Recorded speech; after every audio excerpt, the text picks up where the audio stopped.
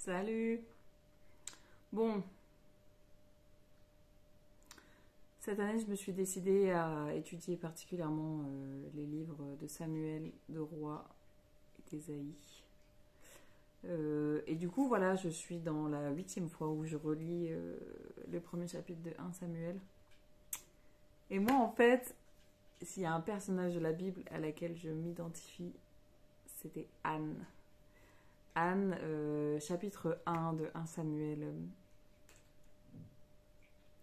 En fait, Anne, elle est mariée. Le mari d'Anne a une autre épouse qui, elle, a plein d'enfants. Anne n'arrive pas à avoir d'enfants, et donc voilà. Et en fait, pourquoi est-ce que je m'identifie à ce personnage? C'est parce que je vais vous parler de ma délivrance du jour où le Seigneur est intervenu dans ma vie de manière fantabulesque. Voilà, hein, je ne connaissais pas Jésus. Et en fait, quelques mois après ma dite délivrance, je suis tombée sur ce passage. Et du coup, bah, de toute façon, le Seigneur, quand il a un truc à nous mettre à cœur, il le confirme, il le reconfirme, voilà, voilà. Et donc, en lisant cette histoire d'Anne, eh ben, j'ai eu l'impression de revivre ma délivrance, en fait, parce que on dit dans le verset 10, 11, 10, très affligée, Anne prie à l'Éternel en pleurant à chaudes larmes.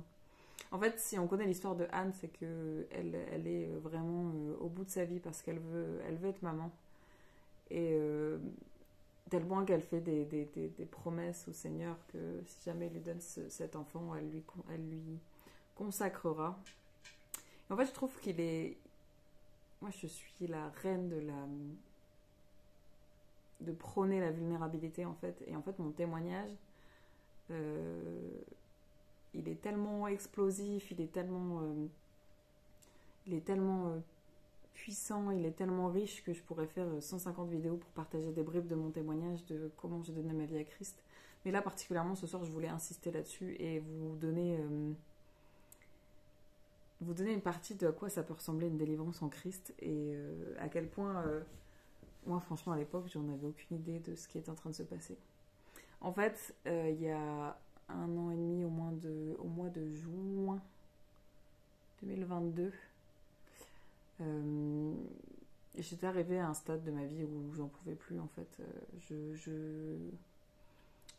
J'avais touché le fond, clairement.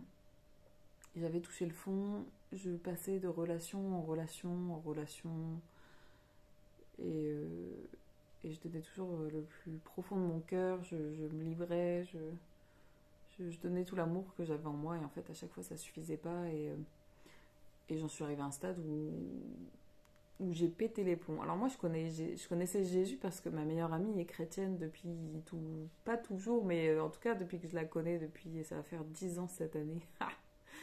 Depuis 10 ans, c'était la seule chrétienne autour de moi. Et à l'époque, mes deux meilleures amies, enfin les deux personnes que je fréquentais tout le temps, c'était une chrétienne en feu, Holy Spirit filled, et une sorcière. Et je trouvais ça tellement innocent. J'étais en mode, ah, voilà, ça fait partie d'un tout autre témoignage, mais j'ai une énorme carte de tarot là, tatouée sur le bras. Bref, on a fait un peu beaucoup de sale dans cette vie, hein. Merci Seigneur pour ta grâce.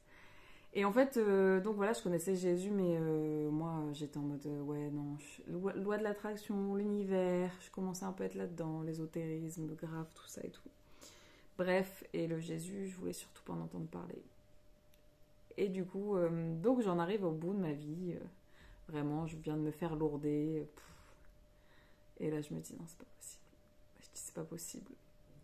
Et donc, je fais ce qu'on appelle la prière du désespoir, en mode...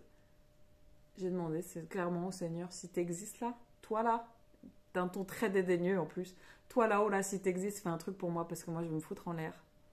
Voilà, tu sais, la prière où c'est ton dernier espoir. Vraiment, Jésus, c'était mon dernier espoir.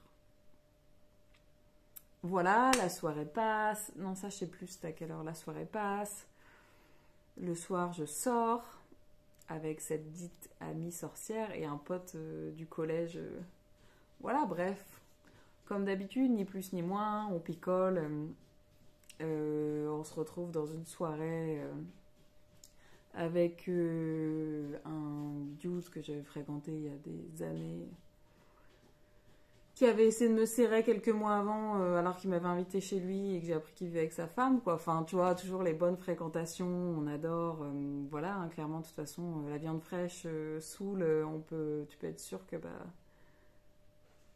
tous les hommes, enfin, je dis tous les hommes, mais les hommes, les femmes, voilà, on sait qu'en soirée, les gens alcoolisés, on sait que c'est pas le Saint-Esprit qui traîne là-bas, hein, donc on va pas se mentir. Donc voilà, j'étais grave une proie facile. Donc je me retrouve en fin de soirée à moitié embarquée par un frangin là, bref. Et en fait, donc du coup, ma pote me rattrape et en fait, on rentre chez moi. Et là, sur la route, je fais 20 mètres. J'avance vers chez moi. Saoul, mais enfin, j'ai jamais été saoul au point de faire des blackouts et de plus savoir qui j'étais, où j'étais. Donc voilà, voilà, tranquille. Je traverse, je marche 20 mètres et là, paf, je tombe par terre devant une église. Sur le parvis d'une église, genre, mais je tombe par terre. Et là, je me mets à pleurer comme je n'avais jamais pleuré. Genre, ceux qui ont déjà vu des délivrances. Aïe. Je pleurais, mais genre limite, je pleurais en hurlant. Ma pote, en fait, tellement en voulant me rattraper, elle est tombée avec moi. On s'est retrouvés à deux par terre et moi, je pleurais. J'étais là, je veux être maman, je veux un bébé, je veux un bébé. Pendant toute la route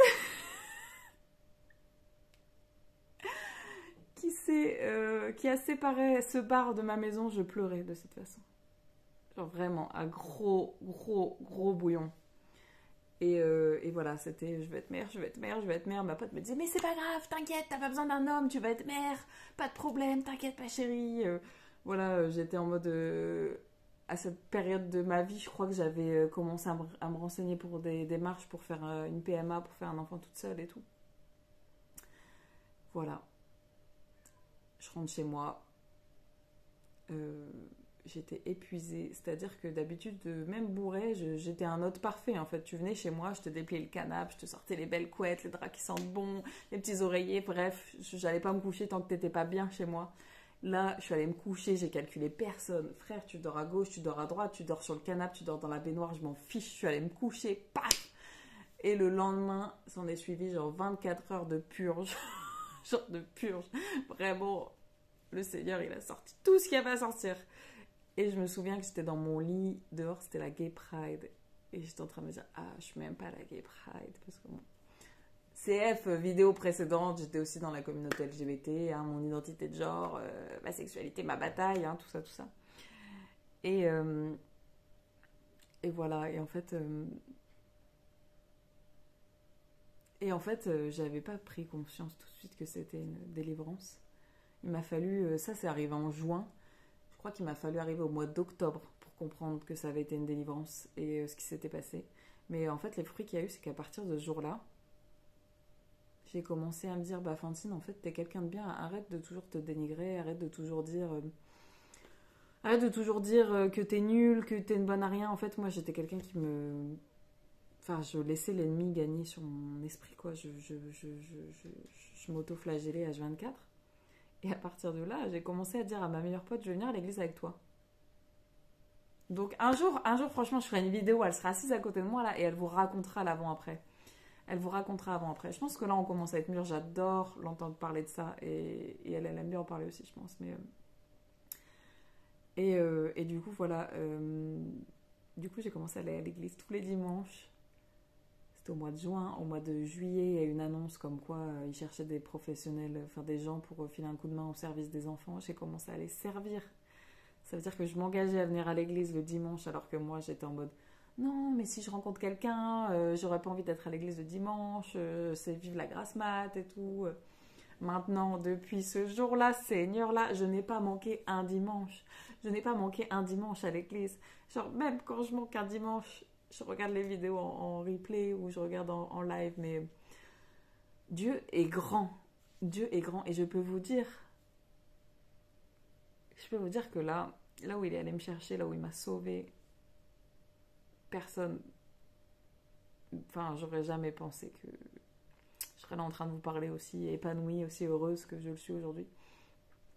Et voilà, bah, du coup, c'était mon petit rapport à ce thème biblique de l'histoire de Anne. Et je sais que le Seigneur est fidèle et je sais qu'il va me donner des enfants déjà de un qui lui seront consacrés parce que c'est hors de question que j'élève mes enfants ailleurs que dans les voies du Seigneur. Et des fois, en fait, je sens ce désir de maternité, ça fait la moitié de ma vie que je l'ai. Donc ça fait plus de... Ah, oh mince, on va lui donner un âge. Ça fait plus de 15 ans que j'ai ce désir au fond du cœur et je me dis, mais si ce désir-là, le Seigneur, il me l'a jamais enlevé, c'est que mes enfants, là, eh, ils vont avoir un destin, une destinée dans le Seigneur qui va être juste trop incroyable. Et ils vont toucher des vies. Et je sais que c'est pour ça que je galère aussi et que ça devient... Enfin, pas que ça devient compliqué, mais que... Voilà, en tout cas, à l'époque où j'étais pas en Christ, les hommes, j'avais zéro... Enfin, les hommes, les femmes, les gens, j'avais pas de critères plus que ça, en fait. Et genre maintenant, c'est en mode... Aïe, mon mari, il va élever mes petits-enfants. Il faut qu'il soit bien. Il faut qu'il aime le Seigneur. Bref, voilà. J'espère que ça vous édifiera un petit peu. En tout cas... les délivrances. Il y en a eu d'autres, il y en a eu d'autres, il y en a eu d'autres. Et ça, c'est juste un pan de mon témoignage. Je pense qu'un jour, je ferai une vidéo sur rien que l'ésotérisme et toutes ces conneries-là. Et en tout cas, je vais mettre une photo d'Arc Fanfan le jour le jour de sa délivrance. Vous allez voir la tête que j'avais. J'étais pas toute seule, ça se voit dans mon regard. Et ensuite, un truc que j'ai réalisé bien plus tard, c'est que le jour de ma délivrance, c'était le week-end de la Pentecôte. Donc voilà. Désolée mes amis catholiques, si vous pensez que le Saint-Esprit il fait pas des trucs de ouf encore maintenant, c'est que vous connaissez pas le Dieu que je sers. Voilà, soyez bénis. À bientôt.